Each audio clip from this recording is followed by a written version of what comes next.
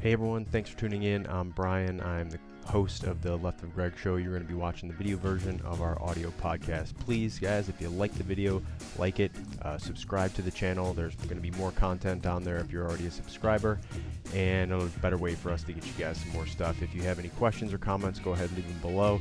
Check out our links down below to get a hold of us and to actually find out more places where you can get more information about this. Please like and subscribe. Follow us on Facebook at HBPRNA. Remember, all these cases that we discuss and all these discussions that we have are through the lenses of what we call human behavior, pattern recognition, and analysis. So please like it, share it, tell your friends about it, and we hope you enjoy the show. Thanks. All right, so today we are going to be talking about Chumbawamba. I get knocked down, I get back up again. You ain't never going to keep me down. I think that's at least a good way to frame it, right? So today, obviously, we're going to be speaking about resilience. And if we're going to speak about resilience, we have to talk about adaptability. We'll get into that. But the term resilience is used a lot, and I would say it's a kind of 30,000-foot word, right? It's not something specific because you can articulate what resilience is in a number of different ways, and it works in a number of different domains. So we always use it, of course, when we talk about resilience is just kind of mental cognitive performance. But a big thing too has to do with like PTSD and different mental health issues, resilience. It also has to do with what people call emotional intelligence, right? Can also be a lack of resilience. So there's a whole bunch of different things we can get into. So Greg, I'll toss it to you first to frame the discussion of resilience and maybe give kind of a street definition of what it is. And I know you're going to want to talk about adaptability in there too. So we can wait on that, or you can go No, right into it. I think we'll dip into adaptability as we go on, Brian. But I think that was a great preamble. And if I was going to give a definition of resilience, it would be that you have to have the ability to adapt and thrive in the face of threats, adversity, trauma, tragedies, any high stress incident. And I say adapt and thrive because I take umbrage when people say that resilience training is only necessary by folks that are totally stressed out, that are barely coping. Right. Everybody needs a resilience strategy. And you know, and you alluded to the fact, I use the example of Chumba's 1997 album Tub Thumping has a song on there. I get knocked down, but I get up again. And for me, that's an internal audio clue to remind me that, hey, okay, it's time now to bounce back from whatever difficulty I'm facing. And audio cues, you know, the 1982 Clash hit, Should I Stay or Should I Go? We assign in class, and this is why training changes behaviors, we assign in class visual, audible, emotional cues that will register with you autonomically well before you're conscious of the fact that something's going. And they can be a trigger point that, hey, a dangerous, threatening situation is arising, and it's going to challenge you. And therefore, then you will be able to respond before the incident occurs. And I know that sounds hard, but your brain is wired to do that. Your electrochemical neurotransmitters are already ready for this incident, and how you approach the incident is going to be critical. You have to teach yourself how to recover quickly from difficulty, and you have to practice it. Training changes that behavior, Brian. Okay, so and you'd use the term dangerous, challenging, or threatening environment or situation, right? So Yeah. now that let's real quick, that's different for every individual, right? Yeah. So It could be in an office or it could be on the battlefield, you know? right, and I think that's a good point to bring up because it's almost a subjective feeling or situation, right? So meaning what's dangerous, challenging, or threatening for one human being Yep. may not be for another human being based Yep. on training experience or a number of different factors, right? So meaning, you know, sometimes that dangerous, challenging, or threatening situation to someone who has, you know, social anxiety might just be having a conversation in front of a bunch of people or public speaking. Exactly. Or meeting a new person. Right. But for that veteran, you know, soldier, sailor, airman, marine, high speed operator, that dangerous, challenging, threatening situation might be getting out of the military, and now they don't have the coping mechanisms or the adaptability to fit into a new environment or deal with the high stress, Yeah. chaotic situations that they've been in. So I think it applies to everyone, no matter where on that spectrum you fall. Every situation might be different based on that individual. Correct? Yeah. So let me give you one. We have to acquiesce. We all on this phone call right now, we all on the podcast, whether you're listening in or viewing, we have to agree to this, or we're not going to get further. You absolutely have to have challenge in your life in order to develop and improve your resilience. If you don't Yes. have the challenges, you're going to have a tabula rasa every time that That, you run into a situation, that's and a you have to get knocked down in order to pick yourself back up. And That's a that's a given. hugely, hugely important point. So I'm going to cut you off before you go a little Yeah. bit No. No. farther, because I think that point of human beings need adversity, need challenge. It's part of how we've survived. It's part of how we've Exactly. evolved, and I think that And changes. developmentally, Yes, you're exactly right. and that this is why I get into that. This is a kind of a subjective feeling, right? Because that's different for each person. So Yep. that's also over time why you see a lot of issues arise that suddenly everyone takes huge offense to, where 100 years ago that was nothing or not even an issue, because our lives get easier as humans have progressed, right? As we've progressed as a society, and our human life is easier today than it was 100 years ago. Yep. 100 years ago it was easier than it was 100 years before that, and you could keep Yep. going back, right? We live longer, we have a simpler life, we have more technology. So but there's still that desire, that need, or not desire, but a need for some type of adversity. So I can use that. Would I be using that as a baseline on how to make my observations and feelings and kind of maneuver through my environment? Yes, and your baseline may move in new and novel situations. Your baseline may need adjustments for, confounds that you encounter along the way. But the idea is the strategy of baseline plus anomaly equals decision still fits. The more time you succeed, the stronger you'll become. And I got a great story for you if you got a minute, Brian. Yeah. Nico, when Nico was younger, I know Nico didn't respect the ream that much because I'd make him do odd things. Yeah. And so between the ages of 7 and 9, we would go up behind the ranch in the worst, snowiest, coldest months when the snow was up to my waist. So you can imagine him trailing behind me. And we were snowshoeing it and subcutting it up through the rocks, and we would get up on top into the primitive wilderness, and it would take us good 3.5 hours of hiking to get to the spot on the rocks in the woods where we would go, and we'd build a little fire, we'd pull out our MREs, and we'd heat them up, and we'd eat them, and we'd talk about whatever topics were going on. We would do a little bit of survival training, a little bit of first aid training, a little bit of shelter building and signaling, and then we'd hike back down. It was dark by the time we got back to the house. Shelly'd have a nice fire roaring and a good dinner, and we did that, every week for a couple of months every year between 7 and 9. So everybody goes, okay, well, what are you teaching Nico? Well, Shelly had an emergency surgery. They came out and we had to sign this document. She might not make it. I'm in the emergency room. We're both in Gunnison.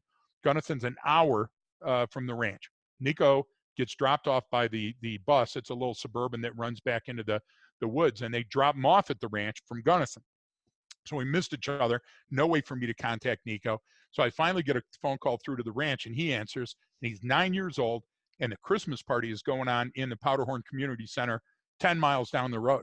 And I said, sorry, kid, I know you had your heart set on it. I know everything. I was supposed to be the Spanish Santa to do the bilingual Christmas. And I said, your mom's, sick, and I'm scared to death. Shelly's going to die.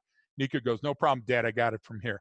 Nico went down to the vehicle bay, warmed up the Suburban, locked it into 4, and drove the 10 miles down to the community center in the middle of winter and adverse conditions, everything else. And I get a call from the neighbors, and they go, your kid was the most well-behaved professional kid. I call the ranch. He's at home, and he goes, oh, yeah, I got the candy. I got this. We sang carols. Everything is fine.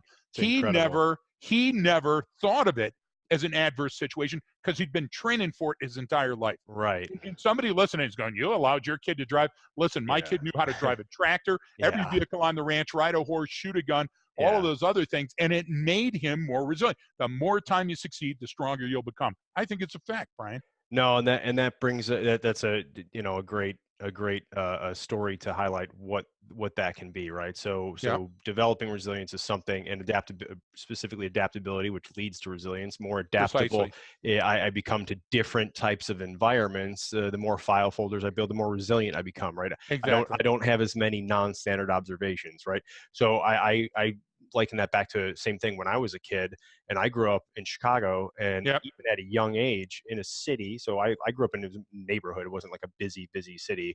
It was in the city, but it was almost more like kind of a suburb because it was a little community, Irish Catholic community on the south side. And then, but even at a young age, I would take the train or the bus to Yep. downtown or wherever with a bunch of other kids, or even only at 12 or 13 by myself to go to school. And I look at that now, and I look at a 12 or 13-year-old kid I see walking down the street. I'm like, geez, that kid wouldn't make it a day in Chicago. And I'm like, well, maybe he would, or I don't know. You get what I'm saying? It just looks really Yes. good. But then I also had on my mom's side of the family from Wisconsin, dairy farmers. I would go up there during the summer, during the winter, and when you're up there, you help work on the farm. So I had those experiences of the same thing of, it's summer and we got to go through the field, and grandpa's pulling the flat trailer behind the tractor, and we're literally walking, picking up rocks and Right. Right. throwing it for hours and hours. Like, this is really hard work. Or getting up really early in the morning to help feed the cows and feed the calves. And it's 8 below 0 out at winter. And Exactly. I think it's cool because I'm a kid and they have the riding, lawnmowers, which is basically just a little mini tractor with a trailer on it to bale hay and bring stuff around. So I got to drive one of those at 6 or 7. So I'm going like, I don't even care that it's 5 degrees out, because I'm like, this is the coolest thing ever. And then I go and trying to, convince my parents, hey, why don't we buy one of these and I'll start mowing the lawn at home. Right. They're Right. like, okay, big piece of machinery, small, Yeah. little too much. And then I'm going like, well, I'll just do the whole block then. And they're like, Right, you okay. didn't know better because you knew you could Right. accomplish the task. Right. Same thing. Yeah, Yeah. exactly. And then learning to drive stick there, and everything, all that stuff is just, you don't realize at the time that it's an important life skill set that's building adaptability and building Yep. resilience. And I think that's where it comes from. So I think that's a good place to start is growing up, is having those different experiences. And some are scary and some are fun and some Yep. are, No. different. That's the building blocks of it, correct? Would that be a good Yeah. way to No, it's exactly the right way to do it. And listen, somebody right now is listening, Brian, and they think I think I'm confused because I don't see the difference between adaptability and resilience. Think of adaptability as your human ability, your personal trait of being pliable, flexible, Yeah. bendable, so you won't break. And then when you're thinking about resilience, I want you to think of that.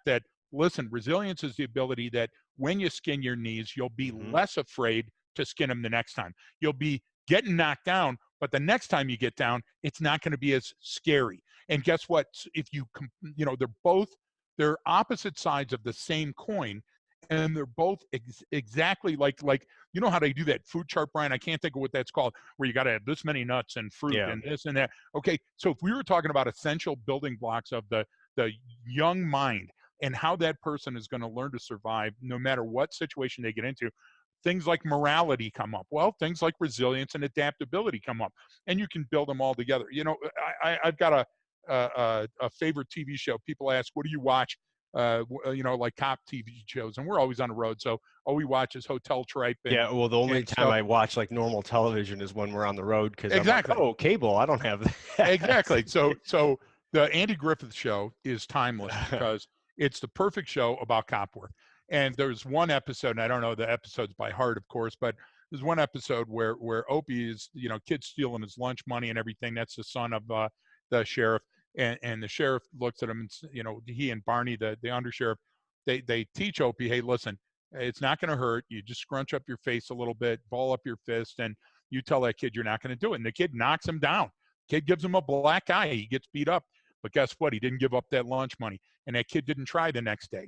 Those are lives, because I'm not saying, Brian, go out and fight all your enemies. But what I am saying is that problems don't get easier or less scary the longer you let them grow. They Right. get more scary. They get insurmountable sometimes. So what you got to do is you got to look about getting knocked down, and you got to start making a yellow pad. First, what did I learn from this? Okay. Next, what can I do prior to the next challenge I face to improve on my performance this last time? and simple strategies like I've got a, and we hang out all together, Brian, together all the time. You know about self-reporting. The thing is, if something's going wrong, the faster I pull the Band-Aid, the easier it's going to get. So I'll tell you right away, this has failed. I didn't do this. This is going wrong. Right. Because I don't want there to be I want it to be absolute transparent. It's a good day, it's a bad day, whatever else. So I want to get all that pain out of the way up front. And it's just like answering phone calls. I've been with people where they look at their phone and then they shut it off, and I go, "What's that?" "No, I don't want to talk to that guy right now." Listen, talk to that guy right now. Yeah. Handle it now, because if you handle it in the moment, one, you're not only building resilience, but you're training and rehearsing and exercising your adaptability. And guess what? You'll find that the problems get easier to face. Facing your problems, Brian, puts you back in charge of the decisions, and then the event stops being so scary. And it's okay to say, I'm scared. I'm scared all the time. And the thing is that I can manage my fear.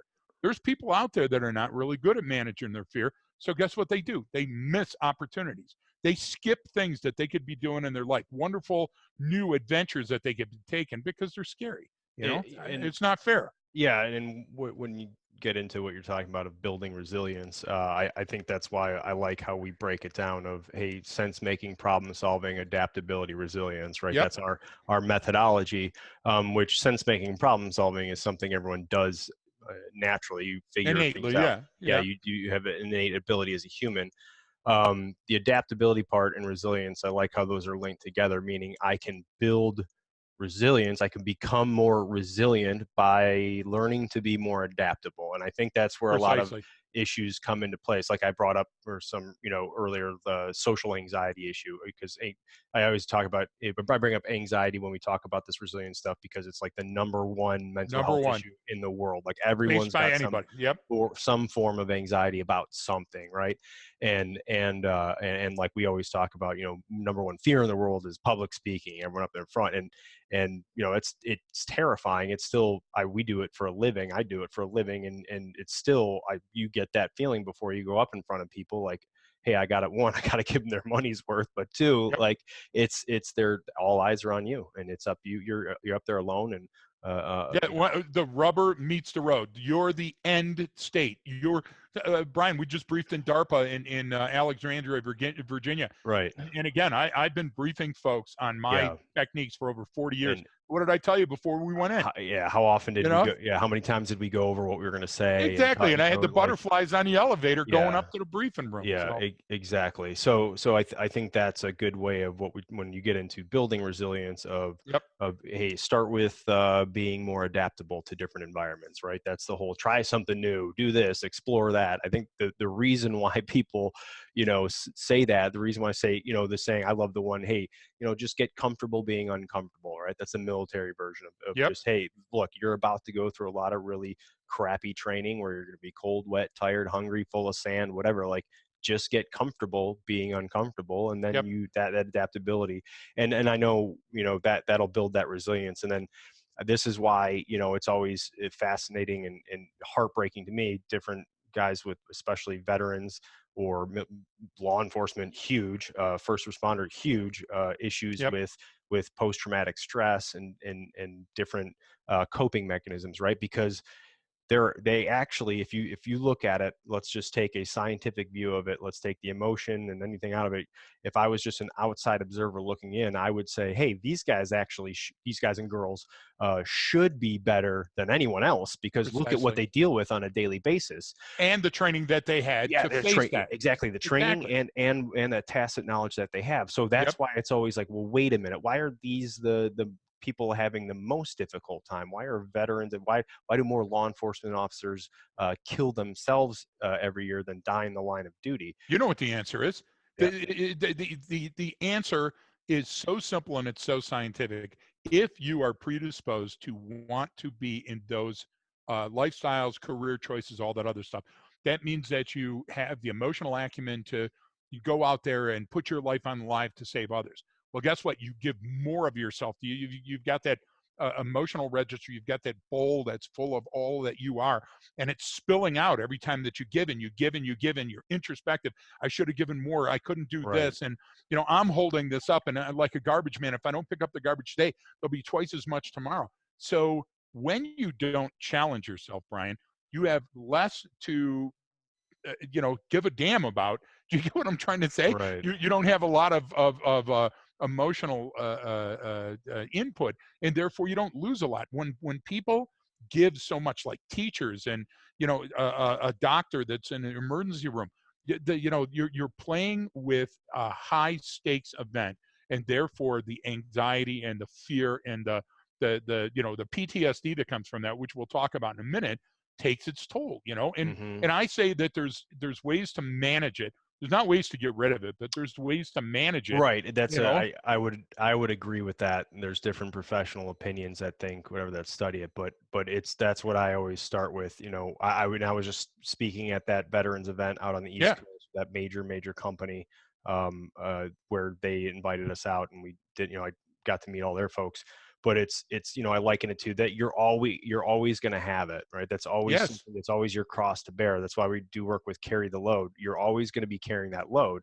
So if it's there, if you've got this heavy rock that you're carrying, let's learn how to carry it better. Let's learn how to yes. get stronger. Let's How to learn put how the to, padding on the shoulders. yeah, how to, Get what I'm trying to say? how do Exactly. you, now you need to train for that, right? So if I'm going to do a ruck march or carry a heavy pack up a hill, it's going to be easier for me if I go through a training program You're and exactly develop the right. strength to handle that, and then now I can carry that easier. Well, it's no different when it's a metaphorical load on your mind, because we're walking around with that inside of us. And so why wouldn't it, why wouldn't I approach it the same way? I think there's a little bit of stigma because there's a lack of Yep. understanding. I think that's gotten better, but there's a lack of understanding about it, where we approach it as, hey, this guy, is he crazy? He's got mental health issues. Like, we all got mental health We issues. all do. At least, We at all least do. at least everyone I know, but we run in a different crowd. But everyone's got something. So you don't approach it as that. You approach it as like, hey, this is what I got. What do you got, buddy?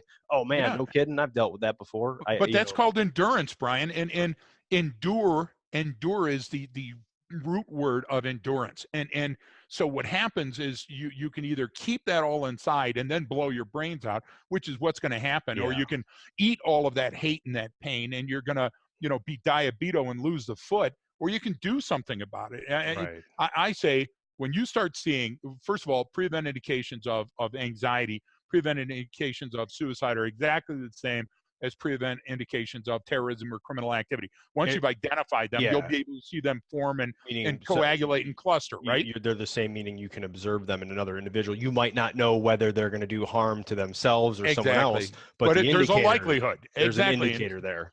so when you see that, and let's say that the scary situation is starting to form in your brain, and now you're getting this perfect storm, and you go, wow, I've been here before. I know what this feels like. Then I say, pick a strategy. So strategy that Shelley uses, which is amazing, is the What About Bob? One of her Oh, favorite Bill that's a Murray movies. You great know that, movie. baby steps. Okay. So what Shelley does is she gives herself a prescription to take a break from the pain. And so talk to the hand. I'm in pain and I'm going to go fix it. So I'm going to go do something that I absolutely love doing, because I can't talk to you right now because I'm in pain. And you Right, got to give yourself, and you know what? Whether that's go for a walk or hit the treadmill or hit the gym, you completely switch gears and focus on something entirely different cognitively. And right. that inhibits your brain's chemistry. It disallows that negative thought cycle. Yes. So for example, you can control, just try this at home, not while we're doing broadcasts, because you'll fall asleep and then you won't click the little button, but try deep breathing exercises. And I'm not this mindfulness coach, trust me, but deep breathing triggers the chemicals in your brain, because your parasympathetic nervous system reads this and says something is changing, right? So what it does is it immediately kicks out the endorphins that calm you down and switch off that stress, so you can focus on what's coming. And you know that, and I know you know that, and I certainly don't. You know that P90X, Brian, that workout system, what it's scheduled to do, and I've never used it clearly, but what it's scheduled, what it's intended to do is to mix up your muscles, and that's what you can do with deep breathing exercises. Measure it. Do a plank or overeat. Both of those are stress responses, right? Hmm. Which one do you think is more beneficial to your overall Right. health? And then if you yellow pad, if you moleskin the benefits of the past challenges that you faced and overcame, now what you've got is you can project the future challenge. I honestly believe in the little 3x5 cards. So Yeah. you have a 3x5 card in your pocket that says, okay, what do I do when I start feeling this way? And you take out, and there's three choices. That gosh damn little guy that danced around with the weight loss and he had those cards, uh, dancing to the oldies, whatever that guy's name was. Remember? I know you were a huge fan and you dressed like him for a while. Can't think of Oh, his name. yeah. I'm trying to hook you. What's that guy's Richard name? You have all his Simmons. books. Richard Richard Simmons. Simmons, right behind you. You Yeah. got all his books. Yeah. But I Richard do. Simmons came up with that brilliant plan, and the plan was, here's the cards that you're dealt. You got to play those cards. And guess what? If you only play those cards, you're going to lose weight. That's how you approach a stress response. Make it your own, okay? The only way I survived my divorce, well, listen, I was in basic training, graduated from basic training. I already had a kid. I was married, and I was 18 years old, had that gosh damn birthday in AIT. I was under a tremendous amount of stress. Go away, not unaccompanied tours to, these wonderful zones. Came back, didn't even know my old lady. So I got to go through a divorce. And I thought at that time that this is the most stressful thing I faced. Not all these other situations I was facing in the military, Yeah. but this situation, not living on the streets of Detroit, this situation, losing my wife, was the worst thing in the world. So what I did is I projected a point in the future, and I said, okay, what would future me say to me? What would I look back on this? And what are the things that are guarantees? Because people are going, oh, it'll never be the same. And you're trying to cry it out, and crying is good. But my dad's waste of water principle. But the idea is, if you can't bootstrap yourself and you can't look forward, you know what great training is? Great training is watching a sad, emotionally crippling movie and emotionally detaching yourself from it and say, what would I tell that guy right now if Yeah. I had her in the room? So the idea of physician, heal thyself. A lot of our listeners hear us say that, and they don't understand that that's our life goal, is that, listen, you need to take responsibility for your own safety and your own mental health.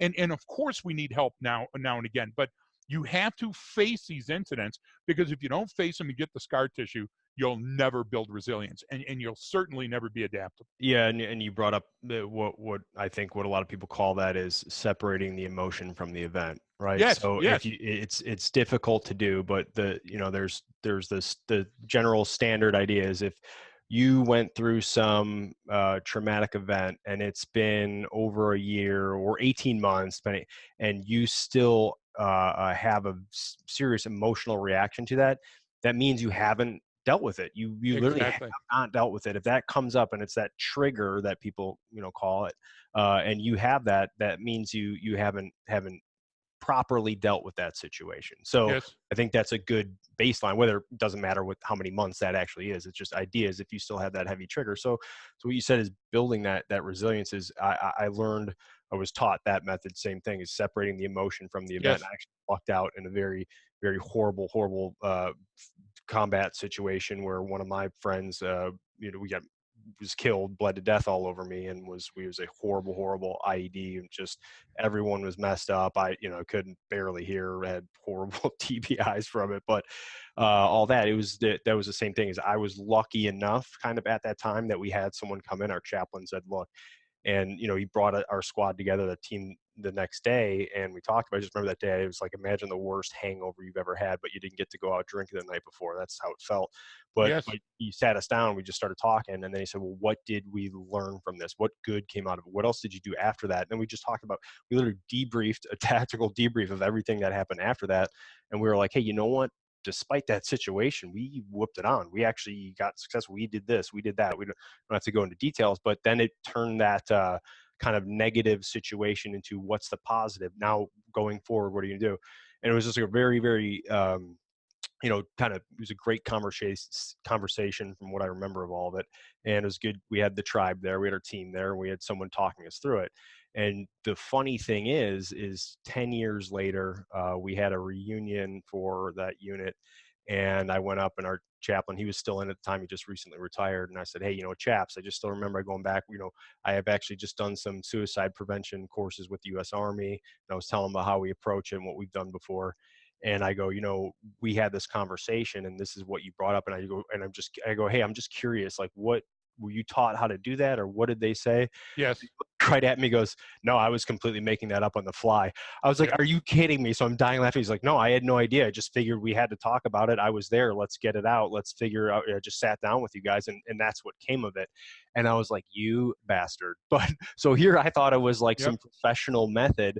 So, but the takeaway from that and the point of that is that it doesn't have to be something professional. Sometimes it can No, be no, no. conversation. Yeah, you don't think that if you, for example, PTSD has to be a medical profession declares that you have it. You can't say Yes. I have Yeah. PTSD, Yeah. right?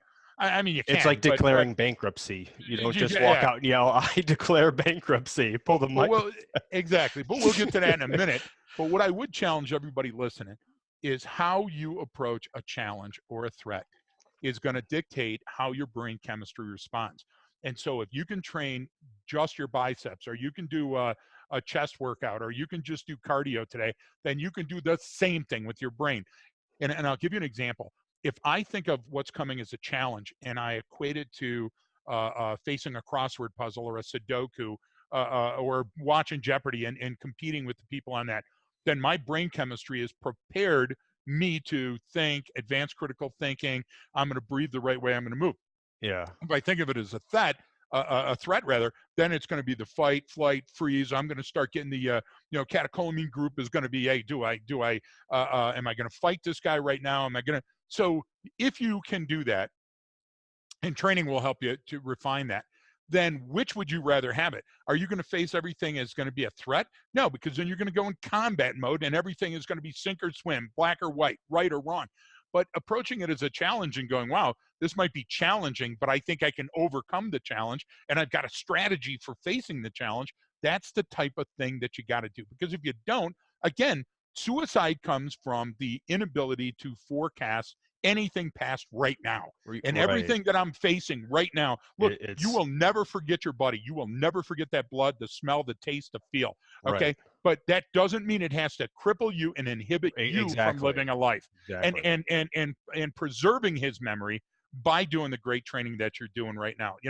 I was in the Argentine in Afghanistan, and it was not a fun trip. I got news 3 days after a mountain lion attacked Shelly, broke into the house. They had Oh, hunted that's down right. the. Yeah. You Yeah. remember that Yeah. I one? remember that. Yeah. And we had a couple of wonderful house cats that we raised from kittens.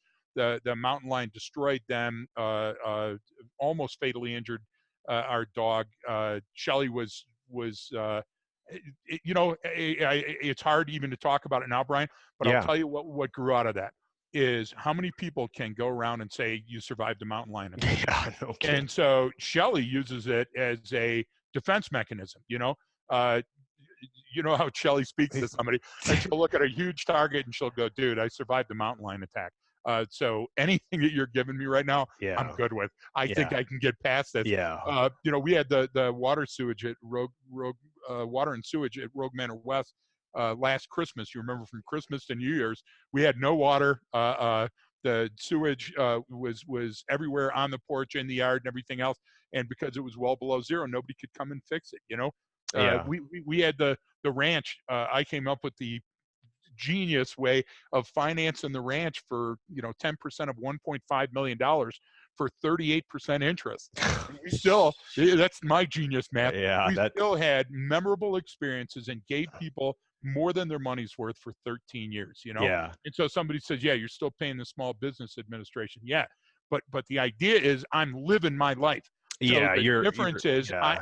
I cherish those experiences, and I'm not sitting here going, oh, why me, and worried every And time the bill collector comes and up. that's a good point to bring up from a lot of those situations is why this stuff occurs and why people Yes, have different what's PTS or whatever they're going to call it, and it's going to change, I think. But yep, if you are too scared to get in a car after a car accident, that's a form of post-traumatic stress. absolutely it is. So it doesn't have to be something chaotic or crazy. It could be a way you grew up, you were emotionally or psychologically or physically abused.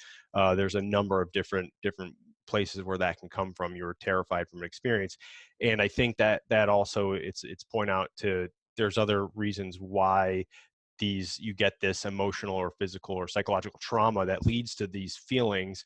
And one, of course, I know with a lot of guys, especially military or law enforcement, is that what also is called that survivor's guilt, right? Because Yeah, one of Yeah, those you emotions. made it, and Yeah, the one of guy the that booted the door in front of you was ripped in yeah, half. and Yep. that's and one of the normal human emotions you feel during those situations is that thank God it's not me, right? When your buddy can die next to you and you go, man, I'm really glad that wasn't me. And then everything calms down, and you think about it the next day and you go, holy crap, I can't believe I felt that way.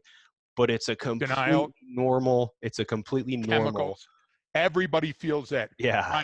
Brian, my trigger moment yesterday, and you know this, so Shelly's been up in Crested Butte all this week and has to work through the weekend. She's got all these, things Yeah, that are yeah. She's being irons that are in Shelly. the fire, and Yeah. she's being Shelly. Shelly Yeah. with the propeller on her ass doing a million things. Yeah. So she's watching me, and I'm typing and I'm writing on the yellow pad, and I'm crying like a baby. And she goes, "What is it this time?" Because I've got this thing where, I get emotionally overcome by ridiculous triggers, but it all has to do with our past training events where something, some really heroic action occurred, and I see it. So it's this FedEx guy running up on the porch, and I'd never seen the video before. And he stops, and there's a little glider, a little settee there, and he fixes the pillows to make the American flag. The pillows were aligned wrong. One had the field and one had the stripes. So he takes a minute and he adjusts it, and I'm weeping like a baby because all I could think of is everybody that gave their lives to have that Yeah. flag pillow, and how this guy didn't think twice about fixing it and didn't ask for acknowledgement. You get what I'm trying to say? And he wasn't entitled. And so Shelly looked at me and she said, "Hey, make sure that you reward the small wins." And then she said, "Take time to stop and smell the coffee." And Yeah. I said, "Stop and smell the coffee." She goes, "Yeah, because I can't effing afford roses," and walks out of the room. And so that's typical Shelley. You know what I'm saying? That's and what we call that, folks. The technical term for that is called the bitch slap of reality. Yeah. So Shelley reaches in and grabs you and shaken baby syndromes you and says, "Get a grip and march on." I love that because whenever she's my totem. So whenever I'm facing a situation where I don't feel like I'm in control, I think back to and the bracelet, what would Shelly do? Do you get what I'm Yeah. trying to say? And it makes me grin, and then I can get up and I can dust myself off. Brian, isn't that what we're talking about? Yeah, and Resilience is the ability to get up, knock that dust off, and get back in the game. right, and it goes into a lot of different coping mechanisms and way to approach it, but I like that approach too, is kind of what I brought up earlier too. When you've been through, you have to look at whatever traumatic event or whatever issue it is you're dealing with. All right, the fact that you went through that, survived, that actually means you now have the ability to be more resilient than the average Yes. person, someone who Yes. hasn't been through that. Yes, you won a So special you place you actually inside your brain. you Yes. actually now, since you're just alive and kicking, maybe you didn't thrive in that situation, maybe it was just really scary and chaotic, but you came out the other end still alive. Okay, you now can approach that as, well, I went through this experience. If I learn about it and I learn to cope with it, and I take away the positives from it, what it got me, i'm I own actually it. now I'm actually stronger and more resilient for having gone through that chaotic situation. So if Yep. just learning to look at it that way is, it's not and whether you're looking at someone else who's been through those situations and they're having issues dealing with it, that maybe that person's a broken human being right now, but guess what? Like, Yes. bones heal, scars fade. Remember that So egg that fell off you the wall? They put him back together again. yeah, Seriously. so I was you just can reading do that that. story. Yeah, it's one of my favorites. But yeah, you can if you look at it, take that approach from it. I think that it's now you have an ability that other people don't have. That's why Yes, back. own it, wear it as a badge of honor, and live through it. You get what I'm trying to say? Don't sit there and throw it up as people as, listen, this has created my inability to thrive, and therefore I'm going to remain broken, because that, sir, is a choice.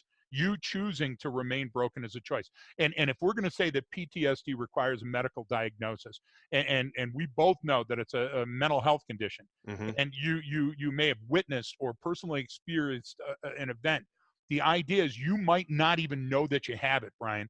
And that's why I'm Yeah, telling our friends that's that are listening in, listen, my symptoms are thus: I'm irritable all the time. I attempt social isolation because I can't face other humans.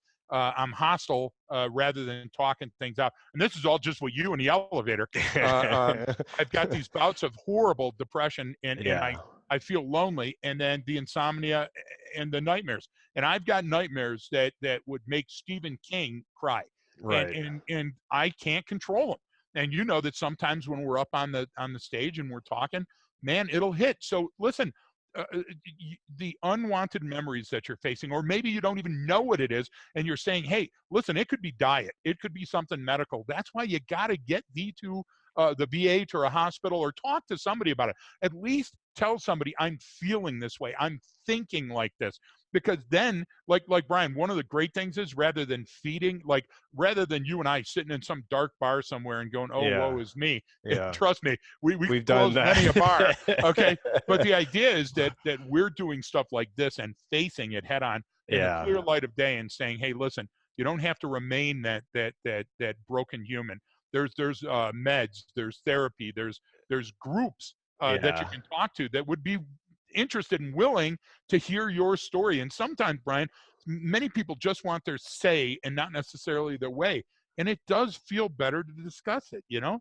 And I'm no Yeah. hero. I've never done anything heroic in Well, my life, well, I think in that's my mind. And so it's hard for me to face these and go, why am I chosen? Why did I get chosen to feel that, you know? yeah, and I think you brought up a good point of you might not know you have it. You might not So know. it changes your like those traumatic experiences and what you go through change your behavior and the way you think so much that you don't even realize it, right? So I've had that epiphany before where I've got a little bit of training and help and talk to folks, even just like remember the working with a behavioral scientist back in the combat hunter studies days. Yep. We just asking them questions and talking about And they stuff. go, dude, And that's they not go, how humans think. they're like, yes, they're like, Brian, Exactly. look, don't get me wrong, you're a functioning member of society, but you're completely insane, and here's why. Yep. And I was like, whoa, that's not normal. And they're like, no, no, no. And you're like, oh, okay, now I realize that this reaction is not only But it's a coping mechanism, isn't it? right, It's a because coping just mechanism, like you you said, know. like So you're so ready to go, go take something like overly extremely aggressive and violent, like where all right, where I'm in my head going, all right, I really want to cave this guy's face in, but I yep. know I can't do that because that's not appropriate. Then the next step was learning, like, no, Brian, you actually shouldn't have that reaction given this set of circumstances. Yep. The guy's just being an annoying jackass. Like, you don't Yep. have to let that trigger you. And then it's like, oh, really? Like, I shouldn't think that way. So Like, I what know I did they won't say? act on it, but What did they say to you? These learned graybeards told yeah. you you can be back in charge. And I Yes. think anybody listening right now, if you're feeling powerless, if you're feeling scared, if you think that nobody else understands what you're facing, one, bring it out in the clear light of day, because it makes it less scary. And name it, own it, and get some help for it, because you can come back. You don't have to live the remainder of your life being a broken human. And there are what I like to call clinical definition shit people that are around you that will allow you to stay in that funk. Yeah. And that FUNK, that funk Well, that you're and that in, goes just clear that crap out of no, there. You don't normal need shit people. normal behavior, homophily, birds of a feather flock together. And that's why when I've done different work with it's always been with, every job I've had, once I went to the Marine Corps, everything after that was generally obviously military related or working with guys who were former tier one dudes or Yep. whatever, specialized skill sets. LE, you were embedded with Yeah. the Oh law yeah. enforcement. A high type A personality guys. And so you talk, when you get to do that, you become I like it because there's some sorts of situations where in there where you can, nothing you say is going to be considered over the line, right? Yep. You can say whatever's on your mind and no one's going to judge you for it because they're all like, yeah, I would have thought that too. So there's an Exactly. acceptance I there. was there But waiting on you. Yeah. at the same time, then that if you allow that to become your reality, then all that behavior is accepted and then you don't ever progress. So what I always tried to do was, force myself into those other situations, become friends with and hang around with people that don't have the same background as me, that don't have the same experience. I know a lot Precisely. of military and LE guys have a hard time, or nurses and doctors. That's a great example too. Or I these badass tough dude iron workers I met earlier this week, who are up exposed in the New York skyline building this. do well in other situations. So you're working with a group of guys, a high performing team of that are out in the elements doing a really tough job. So when you have that, you got to be able to, I said, what do you need to be? Well, I went back to my sniper training. What's the idea when you're a sniper? You should be able to blend in with your surroundings. And I took that in a literal Exactly. sense. I should be able to adapt to anything. So try to become friends with, okay, these guys, they like to work out a lot like I do. They weren't in the military. They weren't this. So, but I'm going to hang out with them, establish those relationships. And that leads to more. And now you actually start to become more adaptable. And I don't have to only hang around with guys that have been shot at, blown up, just seen the worst Yep. stuff all over the world. I can Yep. fit in other situations, which then helps too. Like, because I have to go speak to corporate folks. I have to go speak to We teach do it kids. all the time. Yeah. We go to hospitals and teach people that have never been exposed to some of this stuff, or airlines or corporate, and Yeah. their biggest challenge may be this guy unwinding in front of them because their flight's canceled And because of a tornado, and you are responsible for their tornado. So you're exactly right, spot on, Brian. And people watching, listen to this and write down some of these cues, because you don't have to live like that. You don't have and to live in pain every day. but and all, yeah, and all I did was I took those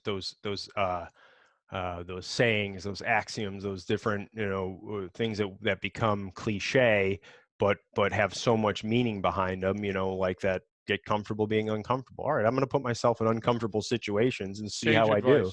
advice. And sometimes it worked out. Sometimes it was a learning process. Sometimes I'd get overwhelmed and have to leave or whatever. But you eventually learn how to cope with that. And I think that's kind of the best way to do it, and that now makes you better in other situations. So now I can walk into a high level corporation, all C-level executives, and say, hey, these are some things you need to consider, and be able to take my experiences I had and then now translate it to something that they know and they are familiar with, because I've had both of those experiences now. So I think that adaptability thing is important to lead to resilience. And you don't have to kill yourself trying. I'll cite the G. Gordon Liddy example. G. Gordon Liddy from Watergate Is that the Times guy with the big mustache? wrote an incredible book called Will. And in the book Will, he explained growing up, he was afraid of lightning. So he went out in a lightning storm naked, lashed himself to a tree, and forced himself to confront lightning. He Okay, was well afraid of that rats might. in his own house. And so he attacked a rat and killed it and ate Yeah. the rat. You get what I'm trying to say? Jeez. So here's the So dial, Brian. so You that get what I'm might trying be. to say? And you and I are talking about over here, and let's put this dial up, Brian. This is the G. Gordon Liddy example that we're Yeah. talking, and it's in red for a reason. He's on the other end of the spectrum there. I Yeah, wouldn't recommend tying yourself to a tree during a lightning dude, storm or I read eating that book as a rats. kid, and back then I was going, yikes. So you can imagine, but Uh, hey, his life strategy worked for him. And I yeah, it guess worked what for him. we're saying is you can fix being a broken human, and there are answers out there. And, Yeah. and there's never a reason. We had this discussion with a person that shall remain nameless, a Marine colonel, and not the one that everybody knows, but a lesser known. And he was talking about suicide, and he said, "Hey, there's some perfectly good reasons to commit suicide," and I couldn't think of one. And he's like, "Oh, well, the trauma from the pain from this and that and the other." And you know what, Kevorkian? Okay, you can make anything an end of life decision, or you can turn it around and say, "Dude, I might only have this much left, but I'm going to live it like that every minute's the last, because then one of those times I'll be right." You can turn a negative into a positive. But if you don't, your brain chemistry will latch onto that negative, and that will become your baseline. That Yeah. And negative experience loop, that negative feedback loop, yes. will become how you see the And rest of your life. and that feedback loop is an important term for people to understand, because you can make it a negative feedback loop, or Yep. you can make it a positive feedback loop, right? And the axons and So the dendrites create yeah, that so that link, and it gets stronger every time you're negative. that's the whole which is kind of a misunderstood, the Matthew principle of the rich get richer, the poor get poorer. Well, if that's the mindset you take, then that's what's going to happen. So that You're means going to create your you're own going to future. create it. If you want to keep getting poorer, you're going to keep getting poor. If you want to keep getting richer, but I mean that more in a mental health of if you want to get worse, you continue with that way of thinking. You want to get You're better, right. change the way of thinking, and I then say shake it it'll up. I say it'll it'll change it. it'll grow exponentially over time, right? So you'll Yep. continue to improve if you're on that right track. So I think that's a pretty good spot to bring it in for a landing on. So unless you have anything else you wanted to add, I think that's our No, kind of I'm take. worn out after that. Holy moly! Our kind of take on adaptability and resilience. So we appreciate everyone tuning in, and thanks for listening and Thank you. supporting. Make sure you like it, share it with your friends, and don't forget that training changes behavior.